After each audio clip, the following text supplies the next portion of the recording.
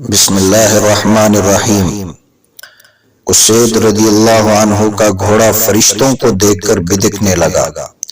صحیح بخاری شریف میں ہے کہ حضرت اسید بن خضیر رضی اللہ عنہ نے ایک مرتبہ رات کو سورہ بقرہ کی تلاوت شروع کی۔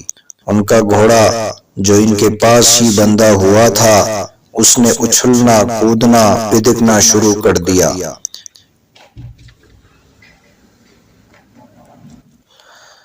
آپ نے قرات چھوڑ دی، گھوڑا بھی سیدھا ہو گیا۔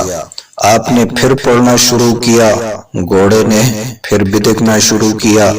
آپ نے پھر پڑھنا موقوف کیا، گھوڑا بھی ٹھیک ٹھاک ہو گیا۔ تیسری مرتبہ بھی یہی ہوا۔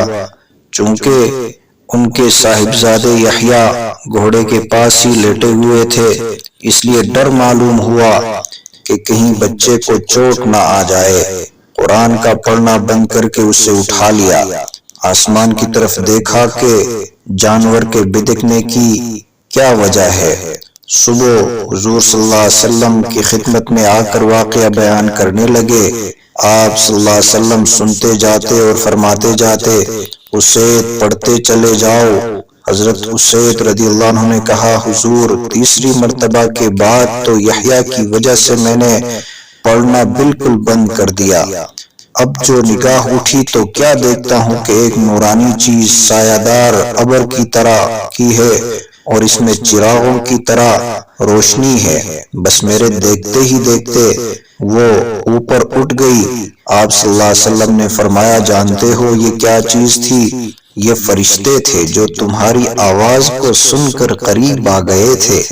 اگر تم پڑھنا موقوف نہ کرتے تو وہ صبح تک یوں ہی رہتے اور ہر شخص انہیں دیکھ لیتا، کسی سے نہ چھپتے۔ بخاری شریف کی روایت ہے۔ باقی اللہ تعالیٰ بعض ایسی چیزوں کو مسلمانوں پر ظاہر کر دیتے ہیں اعمال کے اثر کی وجہ سے، اور یہ اللہ تعالیٰ بعض بندوں کے اوپر کرامات واضح کر دیتے ہیں۔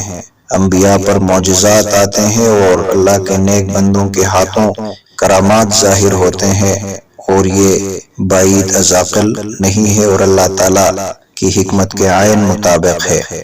اللہ تعالیٰ ہم سب کا حامی و ناصر ہو۔ اگر ابھی تک ہمارا چینل سبسکرائب نہیں کیا ہے تو چینل کو ضرور سبسکرائب کرے اور دوستوں کے ساتھ بھی ویڈیو کو شیئر کرے تاکہ ہر آنے والی ویڈیو دوستوں تک پہنچ سکے۔